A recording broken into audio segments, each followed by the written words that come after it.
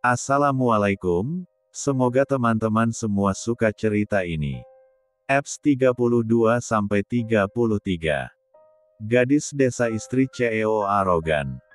Ana membangunkan Stefan karena sudah waktunya maghrib dan menyuruh Stefan untuk mandi. Ini handuknya, Tuan mandilah dulu.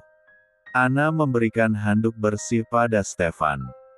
Baiklah, Stefan bangun dari tempat tidur. Kemudian pandangannya menelisik kamar tapi ia tidak menemukan adanya kamar mandi. Tuan sedang mencari apa? Ana heran melihat. Stefan seperti mencari sesuatu. Mana kamar mandinya? Kamar mandinya di luar, dekat dapur. Jadi tidak ada kamar mandi di kamar kamu. Emang Tuan pikir ini rumah Tuan yang bisa bikin kamar mandi di dalam kamar? Kami cuma orang kampung yang sederhana Tuan, jadi gak bisa buat kamar mandi di kamar seperti rumah Tuan. Stefan menghela nafas merasa enggan mandi di luar, ia malas jika harus membawa pakaian ganti dan ia paling tidak suka berganti pakaian di kamar mandi. Jadi aku mandi di luar nih? Tanyanya lagi. Ya iyalah, emangnya mau mandi di mana? Ana merasa lucu dengan mimik wajah Stefan, ia tahu jika Stefan tidak suka berganti pakaian di kamar mandi, itu sebabnya ia selalu melihat pemandangan tubuh atletis Stefan. Oke, baiklah. Nanti akan kubuatkan kamar mandi di kamarmu agar aku gak mandi di luar lagi. Ucap Stefan sembari melangkahkan kakinya, ia berjalan ke dapur dan masuk kamar mandi di sebelah dapur. Sayang! Teriak Stefan membuat Ana langsung berlari mengetuk pintu kamar mandi. Ada apa tuh? Ucapnya terhenti, ia takut jika ibu dan bapak tahu ia memanggil Stefan dengan sebutan Tuan. Ada apa? Tanya Ana mengetuk pintunya dan Stefan langsung keluar. Kamu nyuruh aku mandi air es. Ucap Stefan mengelap wajahnya dengan handuk. Baru saja ia mencuci wajah, tanpa merasakan lebih dulu airnya, langsung ia guyur ke wajahnya membuat ia memekik karena kedinginan. Bukan air es, tapi di sini airnya memang dingin. Jelas Ana. Aku gak mau, aku bisa membeku mandi air dingin begini. Apa gak ada air panas? Tanya Stefan. Ada apa nak? Kok heboh banget? Ibu menghampiri penasaran kok rame banget di kamar mandi. Enggak apa-apa Buk, Mas Stefannya aja lebay, kena air dingin langsung menjerit. Jelas Ana. Aku gak biasa mandi air dingin Buk, timpal Stefan. Ya udah, kamu masakin air panas untuk suami Muna. Saran Mama kemudian pergi lagi masuk ke kamarnya.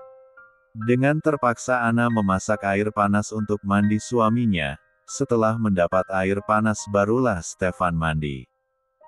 Lah keluar kamar mandi dengan sudah rapi, mengenakan celana chinos selutut warna navy dan kaos putih. Ana melihat Stefan tersenyum terpesona dengan ketampanan suaminya, Stefan memang selalu tampil memukau dengan pakaian apapun.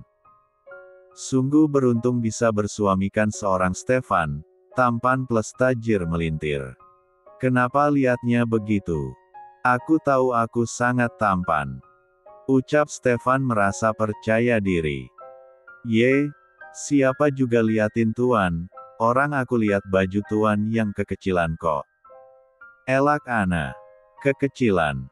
Apa yang kecil? Stefan menarik bajunya. Yah kekecilan namanya kalau gak longgar. Ini bukan kekecilan sayangku, ini ngepas body. Jelas Stefan tertawa. Tahu ya sudah sana sholat dulu. Ana menunjukkan sajadah yang sudah ia gelar untuk Stefan. Kamu gak sholat? Gak, lagi cuti. Jawab Ana. Oh. Stefan hanya beroh ria kemudian memakai perlengkapan sholat dan melaksanakan sholat maghrib. Assalamualaikum warahmatullahi. Assalamualaikum warahmatullahi. Selesai sholat ia menengadahkan tangannya berdoa. tidak tahu apa yang didoakannya, hanya dia dan Tuhanlah yang tahu. Hehehe. Ana hanya melihat Stefan, jantungnya berdebar, ada rasa bahagia melihat Stefan ada di rumahnya. Ingin sekali Ana egois ingin memiliki Stefan menjadi suami seutuhnya untuknya. Namun itu hanyalah mimpi Ana yang tak mungkin tercapai. Ada seseorang di luar sana yang sudah melekat di hati suaminya. Selesai sholat, Ana mengajak Stefan untuk makan malam bersama orang tuanya. Mereka berempat sedang duduk menyantap makan malam mereka. Menunya sangat sederhana namun entah mengapa itu membuat Stefan sangat menyukainya. Stefan sangat lahap memakan makanan yang ada di depannya. Seumurnya ia belum pernah memakan makanan sederhana seperti ini, namun rasa sangat luar biasa. Tambah lagi Mas. Boleh. Jawabnya dan Ana menuangkan nasi ke dalam piring Stefan. Kerangnya juga. Bagaimana nak Stefan? Maaf cuma lauk sederhana saja. Tutur Bapak. Ini sangat enak Pak, aku menyukainya. Jawabnya tersenyum. Syukurlah kalau nak Stefan suka. Timpal ibu. Kenapa gak pernah masak beginian di rumah? Mana kita tahu? Aku pikir orang kaya gak akan suka dengan makanan seperti ini. Nanti di rumah masakin lagi seperti ini. Di sisi lain Stella uring-uringan karena Stefan yang tidak pulang sedari pagi. Kemana sih kamu Steph? Masa aku ditinggal? Pernikahan kita baru aja sehari.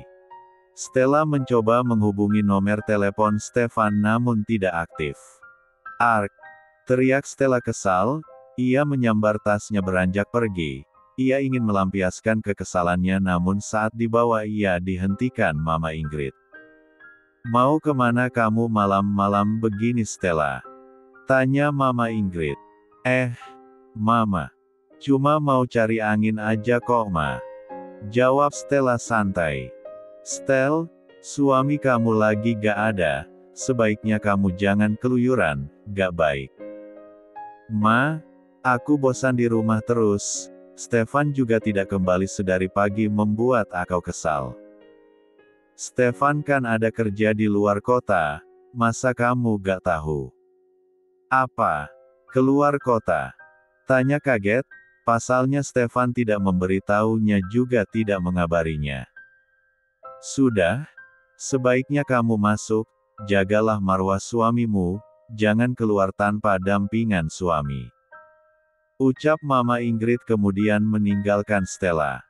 Ark! Dasar, gak mama gak anak sama saja. Kesal Ana memberengut kemudian kembali ke kamarnya. Tuan? Apa sebaiknya Tuan tidur di luar ya? Ana merasa gelisah. Ia tidak mungkin tidur sekamar dengan Stefan. Apa kamu mau orang tuamu tahu masalah pernikahan kita? Ana menggeleng membuat Stefan tersenyum. Sinilah duduk dulu, aku mau bicara. Stefan menepuk tempat tidur sebelah ia duduk menyuruh Ana duduk di sebelahnya. Tuan mau bicara apa? Ana, bisakah kau tidak memanggilku Tuan? Aku suamimu bukan majikanmu. Bukankah Tuan yang mengatakan jika aku hanya pembantu di rumah Tuan? Ana gugup dengan posisi sedekat ini dengan Stefan. Hawanya terasa panas dan membuat ia sesak. Ana, Stefan menggenggam tangan Ana. Bisakah kita lupakan itu? Lupakan apa yang pernah aku tekankan sama kamu.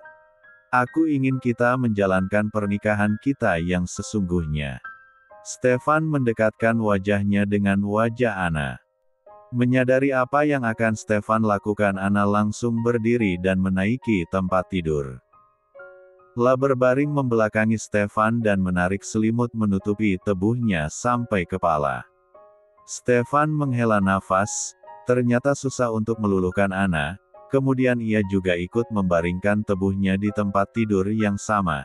Ia hanya memandangi Ana yang berselimut tanpa berani dekat. La takut Ana akan marah. Eps 33. Kamu gak mau ajak aku jalan-jalan melihat sekitar kampung kamu gitu? Tanya Stefan merasa bosan, dari tadi ia hanya menonton TV, mau ikut Pak Jamal ke kebun tapi dilarang. Emang apa yang mau dilihat di kampungku ini cuma hutan dan pegunungan yang ada. Bagaimana kalau kita nonton terus belanja? Ajak Stefan. Nonton. Mesti ke kota dong. Jauh. Gak apa, ayo cepat. Stefan bangkit dan menuju kamar untuk berganti pakaian, setelahnya Ana juga mengganti pakaian. Tuan? Mas, Ana masih belum terbiasa memanggil Mas. Mas bukan orang sini tapi tahu jalan sini. Heran Ana melihat Stefan yang mengendarai mobilnya sangat paham dengan jalannya. Sekarang kan ada Maps, gak akan kita tersesat. Jawab Stefan tetap menyetir melihat ke depan. Mas berhenti di sini dulu. Stefan menuruti memberhentikan mobilnya. Ana keluar dan diikuti Stefan. Kenapa? Tanya Stefan bingung, kenapa Ana minta berhenti di jalanan sepi begini? Pemandangannya bagus, ucapnya tanpa menjawab pertanyaan Stefan. La mengeluarkan ponselnya lalu berselfie dengan background pegunungan indah di belakang sana. Kok gelap sih?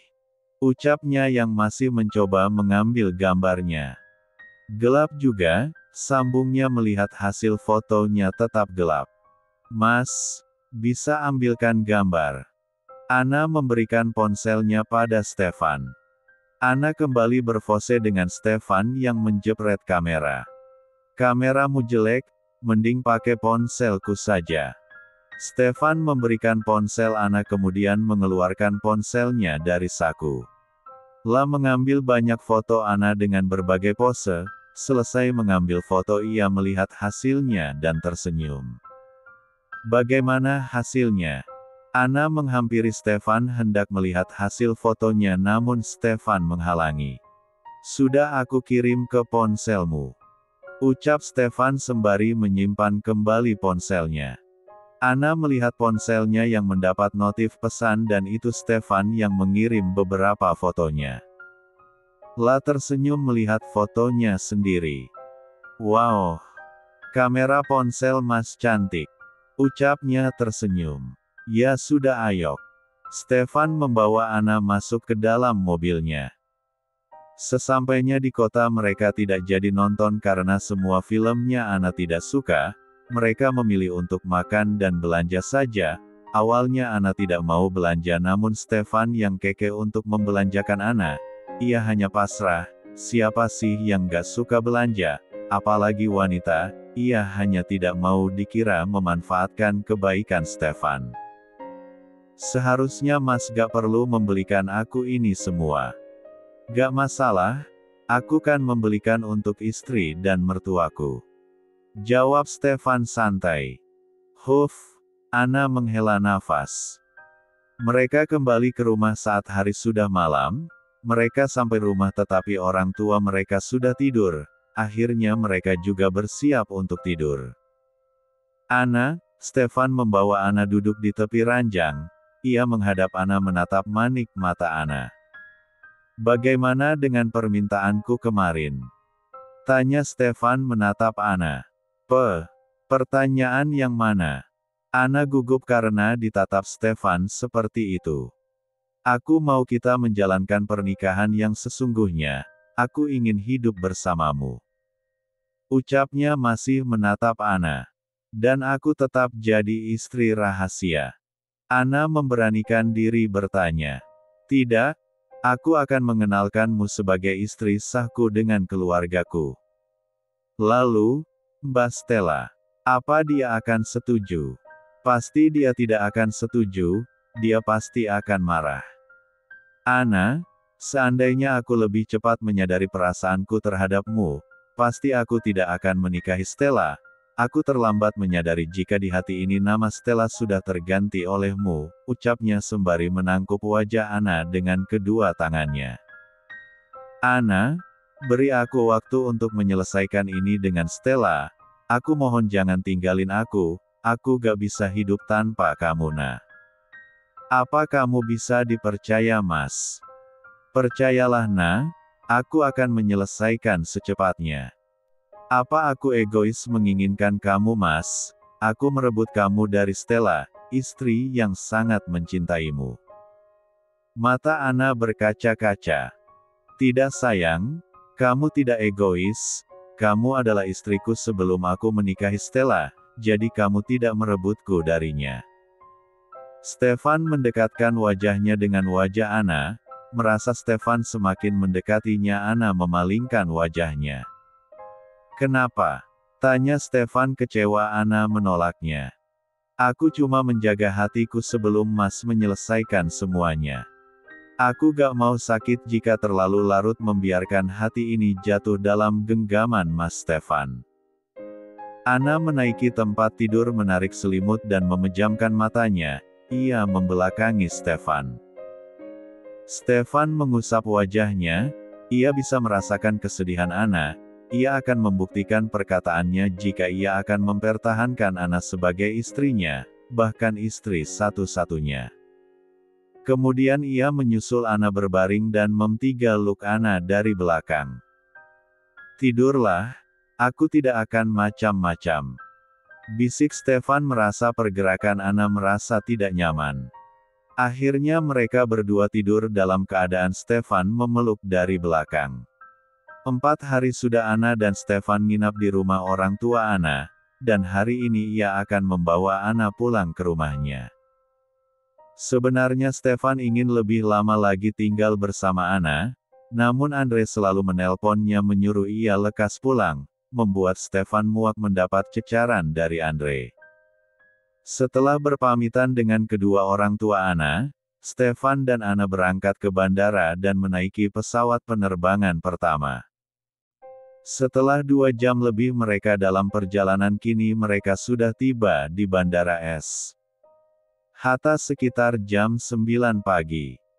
Lebih baik kita cari sarapan dulu, ucap Stefan menarik koper Ana.